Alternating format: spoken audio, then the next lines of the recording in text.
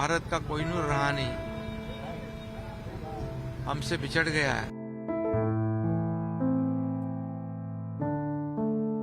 Mr. Tata was really somebody who was very, very humble, very graceful.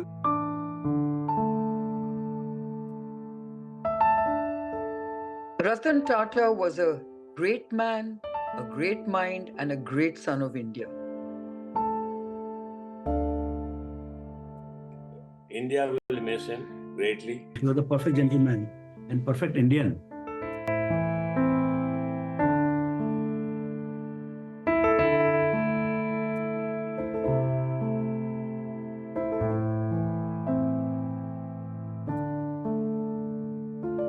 Growing up, this day will ever come, where I'd be 6 inches away from someone I feel not every Indian, but every human being ever born and to be born should take inspiration from. Thank you for putting me at ease. I've been as nervous about sitting 6 inches from you as you have been. Whenever the economic history of modern India is written, I would feel that a full volume will not be enough to describe his achievements. I'd like to be remembered as a person who made a difference. Not anything more, not anything less.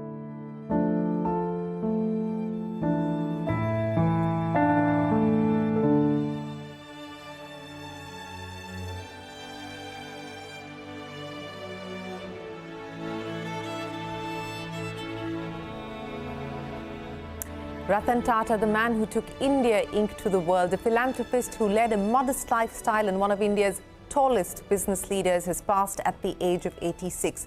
Tributes have been pouring in from across the country and the world. For more than 2 decades, Ratan Tata led the conglomerate which houses more than 100 companies and clocks an annual revenue of more than $100 billion. But his legacy goes well beyond the businesses he built. After retiring, Ratan Tata supported more than 40 startups, lending his wisdom to budding entrepreneurs.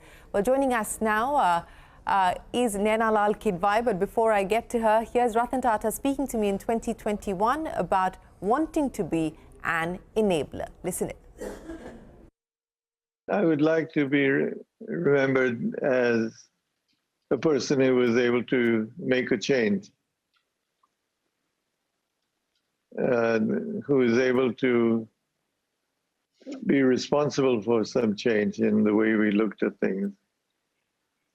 What that might be spelt out as, I can't really say, because I have a feeling that that's going to just happen one day, where you become the innovator of something that people have talked about and not done. And you have found that little alley that enables you to do something which people thought was unviable and not possible. That would be an immensely exciting area to be in. And if one could have that satisfaction of saying, I enabled an artificial eye to be created, or I enabled X or Y or Z to happen, that to me, even if it were not financially the most successful, what it brings to the world would be exciting to a person like me. An enabler with an India-first mindset, Ratan Tata for you. Naina Kidwai, the founder of the India Sanitation Council and board member at Rothschild & Company, joins us now. Naina, many thanks for joining us. We're talking about the kind of impact that Mr. Tata made, not just on the Tata Group, but for the Indian economy at large. This idea of taking India global and the idea of bringing global to India through the whole host of joint ventures that have been inked across consumer businesses, defense businesses. If I were to ask you to sum up the impact that Mr. Tata has had on the Tata Group, but also on India's economic trajectory, what would you say? I think, Shireen, in him we have a presence of every country, every citizen from other countries, and his ability to engage with. I saw this through the multitude of business leaders that I took into meetings with him across the years. And no matter who went in to meet him, they came back hugely impressed. The meetings were typically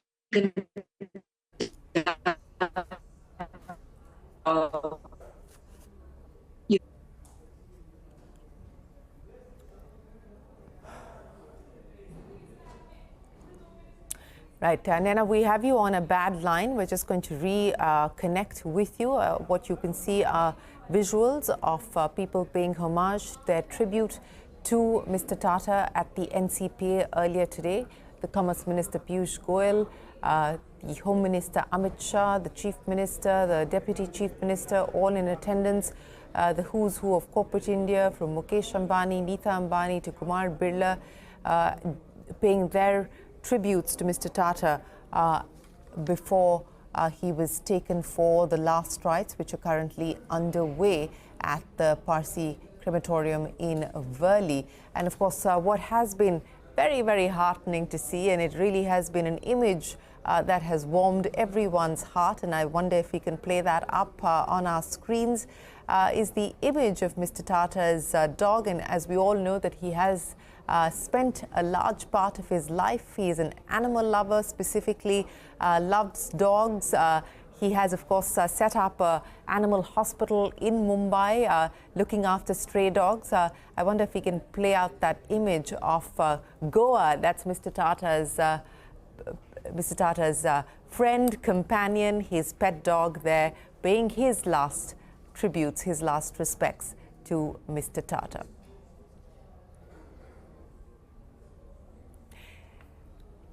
Naina, we had you on a patchy line. You were making the point about how you would take people into meetings with Mr. Tata, and they always came back impressed with his business acumen, but also his curiosity. And his ability to connect with people from around the globe. He was truly a global citizen. And I think rare through the years when, as India opened up. And it doesn't surprise me that he created the joint ventures that he did, and the comfort that these international groups had as they bonded and joint ventured and combined with the Tata Group. And there were lovely little bits about how there's been a slew. He would always walk us out to the lift. It was not a goodbye at his office. The grace with which he conducted these meetings were always things that I would remember and make sure that I would bring into my own way of handling meetings. Yes, I think his grace and humility, are unique aspects. And of course, part of his leadership style, which, as I pointed out, I think he did believe in the fact that it is important that you make an impression by how you make people feel at the end of a meeting. And everyone's spoken about that. But Naina, talking about this aspect of taking India global, big, bold bets. Some worked, some didn't. Some didn't work because of the global environment changing, the commodity cycle changing. But just the audacity of ambition, the audacity of aspiration to do large deals globally, whether it was Chorus or JLR, it wasn't, it was pretty unheard of at the time. Absolutely. And, it actually started with Tetley in 2000, the acquisition there by Tata Tea. Then there was a small acquisition from South Korea, Daewoo. The Chorus, as you mentioned, which was a humongous $11 billion deal. The JLR one, Jaguar Land Rover, later in 2008. The hotels, as Indian Hotels went international with the Pierre. There was an endless stream of these acquisitions as every company in the group went global. And, I don't think any one was a failure. They may not have all turned out the way they were envisaged or hoped to happen. But there are learnings across every company that was acquired in terms of what to do, of technologies that were embraced, people who came on board into the companies through these acquisitions. And hence, we got in India companies which were not just the ambassadors and Fiats for India, but cars that were really world-class and changing the auto landscape in the country. The processes of manufacturing steel and the changes therein. And the whole string of sustainability and energy efficiency that came from the Tata Group well ahead of before people were talking about ESG and even beginning to embrace this in India, let alone the rest of the world. So very much ahead of the curve in terms of the sustainability stories and technologies that were embraced across companies therein. Yes, ahead of the curve in many ways. Mr. Kant also joins us now. Mr. Kant, many thanks for joining us here on CNBC-TV18.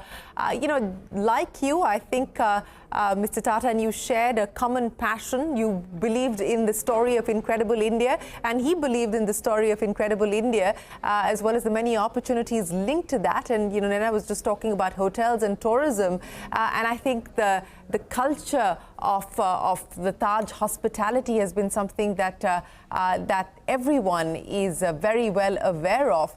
But more importantly, as a leader, the courage to take decisions, the decisiveness and the conviction to carry some of those decisions through. While everyone's talking about his gentleness, I think that's an important aspect that saw many crucial decisions being taken forward by the Tata Group. Mr. Kant, your first take on the lifetimes and legacy of Ratan Tata. You know, many people must have spoken about his, his business acumen, his ability to make global acquisitions and so on. But one thing really touched me was when I was CEO Niti Aayog, his huge focus, and he came to Niti Aayog about 5 to 6 times to just discuss nutrition. And he was very concerned that, we have weak women who produce weak children, and they are stunted and wasted, and therefore Tata Trust would be very happy to do anything. And he partnered with us on the nutrition mission, and then he worked with us on the aspirational district program. So we had 2 Tata Trust young workers in every single district of India. And similarly was his passion on startups. When we had started Startup India movement, he had a long discussion with me, and then we saw that he started supporting and putting his own resources into many young startups, which provided a huge impetus to the Startup India movement in many ways. So his concern on Human Development Index, his concern for physical quality of life index coming from the top CEO of India was very, very moving, and it demonstrated his huge compassion for improving the quality of life of citizens in India. And that greatly impressed me, because if India is to grow at high rates over a 3-4 decade period, it can't happen without improving the physical quality of life in India. And that he was very focused on. Yes, you're absolutely right. And, I don't think... Yes, Naina, you wanted to make a point? Yeah, just to add that, the Swachh Bharat mission, as it rolled out, a very critical ingredient which R&T stepped in for through Tata Trust was the Swachh Bharat Preraks, which was 600 young, well-trained and trained by Tatas individuals who were put in beside collectors in districts to take the Swachh Bharat activity forward. So he came forward for these national programs in ways which were really not just visionary, but very focused in terms of the training, the money, and the infrastructure and institutionalization that was required to take these programs forward. Yes, the national programs that he supported. Another important aspect of that India first mindset that's been spoken of in the context of Mr. Tata and Mr. Kant. Let me address that issue with you, as Tarun Das was just telling me on the program a short while ago that, he decided to go to West Bengal when nobody wanted to invest in West Bengal. The story turned out differently, but that's another chapter. Even today, making a 27,000 crore crore rupee bet on a state like Assam and taking the semiconductor business to a state like Assam. This belief in India's diversity, as well as the belief that all of India needs opportunity and all of India needs to grow together, that was also unique about Mr. Tata, wasn't it? Yeah, he was quite amazing. Actually, the decision to take the Tata Motors nano plant to Calcutta was actually entirely his, and he was absolutely convinced that that would transform West Bengal, and it would have had a transformational impact on the entire West Bengal. And it's the only plant in the history of the world which was fully completed, and was shifted machine part by machine part to Sanand later in Gujarat. And it's never happened before in the history of the world that a complete plant was shifted because of the atmosphere in West Bengal. But despite that, Mr. Ratan Tata didn't give up, and actually then the cancer hospital project came up. And his other big contribution to India is Tata's contribution is enormously because of his leadership has been in the field of cancer. No other corporate house would have been able to do what he has done. No government would have been able to do what he has done in the field of cancer. And to my mind, much of this, what has transpired in India in recent times in terms of technology coming in many ways, it was, whether it was his acquisition of Tetley's, which enabled Indian tea to reach retail outlets across the world, and Chorus, and the acquisition of hotel chains, the pair in New York and the Boston and San Francisco, taking Taj Hotel abroad, and later the acquisition of Jaguar Land Rover. All of these demonstrate that he actually made Indian companies global in nature. And that led to not merely Indian companies going abroad, but a lot of good technology coming in. So Tata Motors as a company has hugely grown and matured in terms of technology because of the technology of Jaguar Land Rover coming into India, and its evolution now as an EV company much ahead of what other competitors have been able to do is largely because of his thinking globally. And to my mind, that is huge. And that impact now getting into semiconductors, getting into chip research, getting into battery manufacturing, these are all facets of his personality of making Indian companies global. Very few companies across the world have been able to do what Ratan Tata has had the vision and the audacity and his big thinking. His canvas was large, and that enabled them to make technological leapfrogging in many areas of growth. Absolutely. The canvas was large and the canvas continues to grow. And Naina, again, I mean, that's such a unique aspect of the Tata story. The Tata Trusts control Tata Sons. It's over 100 companies that are held together uniquely in this way, delivering value for shareholders across different sectors. As you see this evolving now, post Mr. Tata's demise,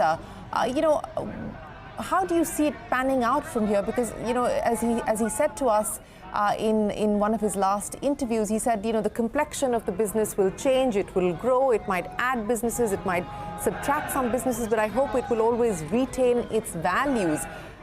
Post Mr. Tata, how do you see this?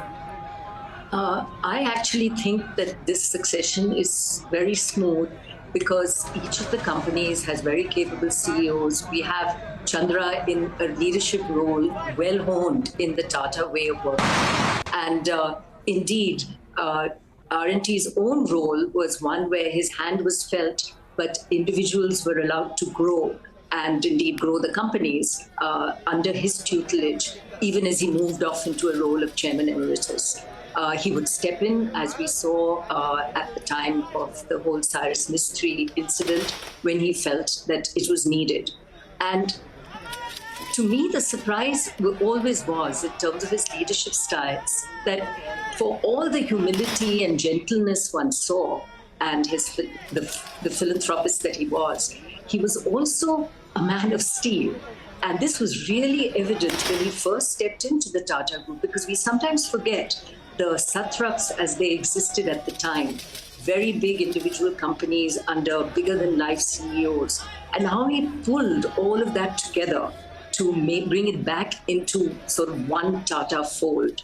Not easy as a young entrant into that role, but he did it. And his ability to really, maybe even go against his grain, but to do what he believed was right was also quite amazing. And Shireen, I want to just, Air India has been the big acquisition, which we're all hoping rolls out to make us proud again of having the best international carrier. But in 2000, when I was working on the privatization for the government of Air India, and Tata Singapore Airlines were the shortlist buyers, we requested Mr. Tata to come and speak with the unions, because there was a lot of strikes shaping up. The unions were not happy about going over to the private sector. And he addressed the unions twice in really amazing, down-to-earth interactions, and totally won them over. So, he had the unions rooting for the Tata Group, right up to the liftman who would take us up in the Air India building, almost begging us to say when this deal was going to happen. The fact that it didn't go through is a whole other story, mainly because Singapore Airlines pulled out, and the criteria for which that acquisition had to happen with an airline which had existed for some time, took away the ground from under the Tata feet at the time. But, look at the patience, and his interest in it endured. And I'm glad that in his lifetime, he saw Air India come into the Tata fold, even as we had a superb Vistara service that was available to us. Oh, absolutely. I think that return of Air India, in his lifetime was a big milestone for Mr. Tata personally, I would imagine. I mean, not just someone who believed in India's aviation story, but an ardent aviator himself. But Mr. Kant, coming back to you, and I think, what's important today is also to celebrate the life of Ratan Tata, the immense contribution that, of course, he's made as a business leader, as a philanthropist, but also as a human being. Many people have shared with us, and this is again something that not too many people saw, that side of him, the side of mischief and the side where he has a sense of humor to put people at ease. And I know that you've spent a fair amount of your time in government interacting with him in different positions and different posts, and his ability to connect with people and, more importantly, make them feel like they were heard, they were seen, to be present for them. Your enduring memory of your interactions with Ratan Tata? Well, I met him for the first time when I was a very young officer in Kerala, and it was remarkable that, a couple of years later, I became the Secretary Tourism in Kerala, and one of the things we started driving was, that resorts which were owned by Kerala Tourism would be better managed and run if private sector were to operate it.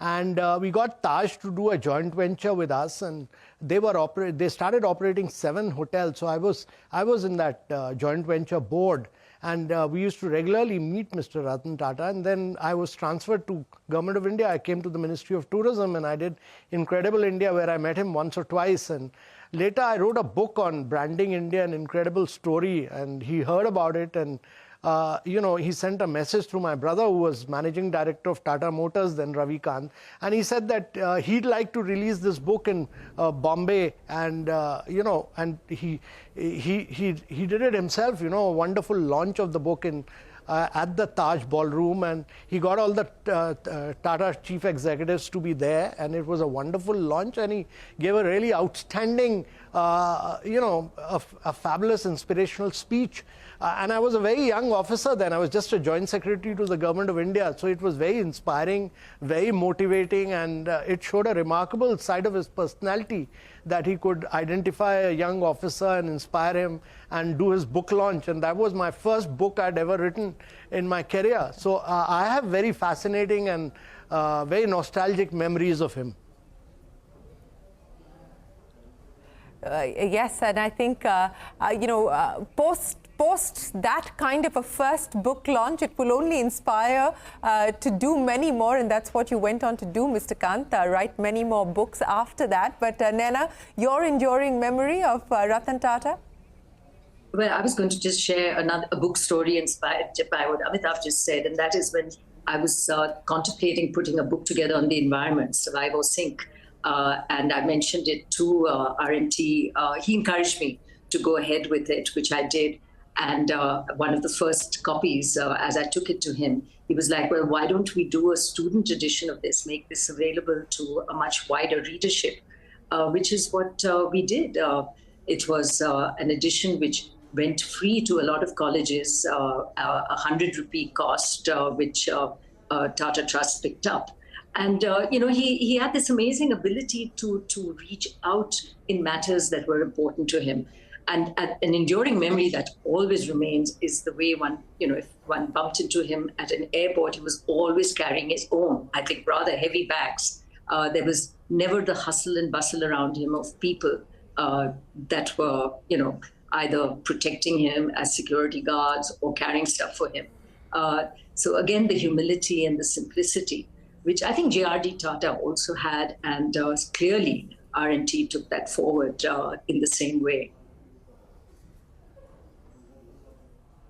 Well, simplicity and a life well lived. Naina Kidwai and Amitabh Kant, thank you so much for joining us today as we pay tribute to a man who's made an immense contribution, not just to the Tata Group, but to India and her economy. Thanks very much for joining us on this special program. We are going to take a break here, but we will continue to bring you stories, anecdotes, leaders sharing their own experience of what it meant to them to have worked with Ratan Tata, to have engaged with Ratan Tata. Here's the Birla Group Chief, Kumaramangalam Birla. I got to spend a fair amount of time with him, and he was also a partner with us. I was on his board. So I would describe him as being very magnanimous. He was a humanitarian, he was a philanthropist, and I think that part of his legacy is the most enduring. Right, and what would your 2 or 3 top qualities that you would say everyone should take away from Mr. Ratan Tata? I think he had this larger purpose of giving back to the country, of connecting with the common man, and both of this, I think, makes his contribution that much more special. And sorry, one last thing. What biggest business lesson that you would have probably seen through your illustrious career, his illustrious career, that you think really stood out for you? I think just working, building assets for the country and doing it for the long term, right, and doing it consistently. Right. Ratan Tata really brought India together in terms of India's industry.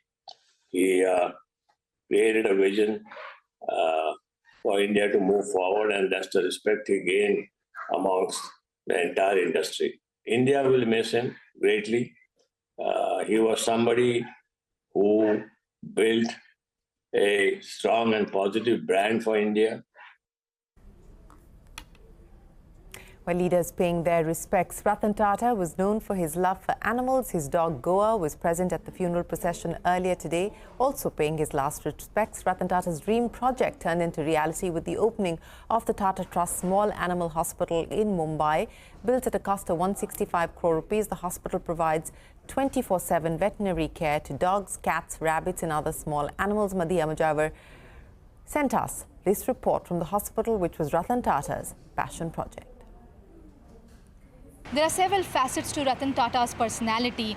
He's of course fondly remembered for his philanthropy, but what made him really special and unique was his compassion and love for animals, especially stray animals. There are several stories shared by people about how Ratan Tata created a special place for stray dogs in the Bombay House in South Mumbai and the Taj Mahal Hotel in Colaba, where stray dogs can easily come, relax and take shelter.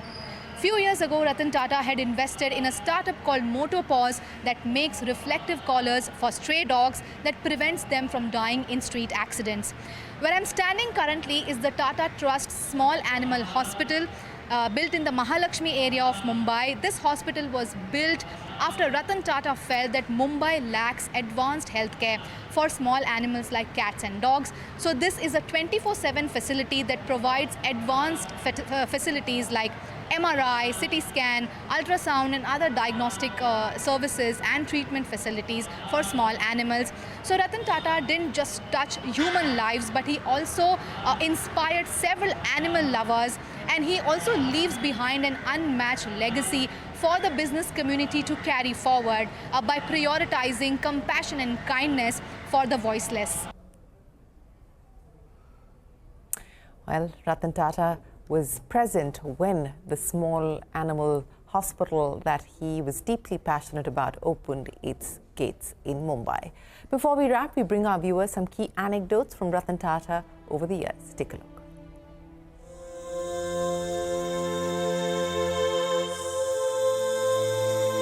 There have been many moments which make one feel a sense of great satisfaction. There have been a few times when it's almost despair.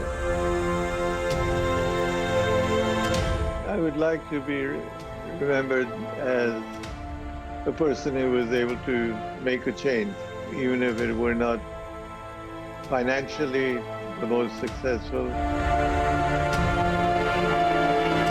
I'd like to be remembered as the person who made a difference. Not anything more, not anything less.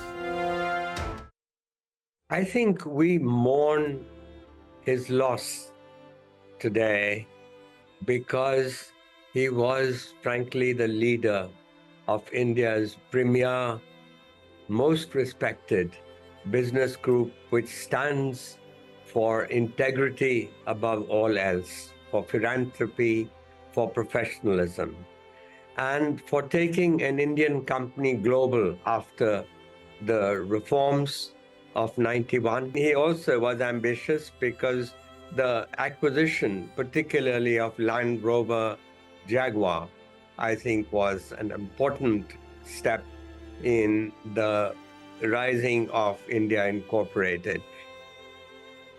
This is one of those days when you feel that a family member has passed away, because he's just one of those Indians who make you proud to be an Indian. You could see that he was different, and he was somebody who was deeply concerned, and it left a great mark on me, because here is somebody who is first and foremost concerned about others rather than worried about, just the company and its achievements.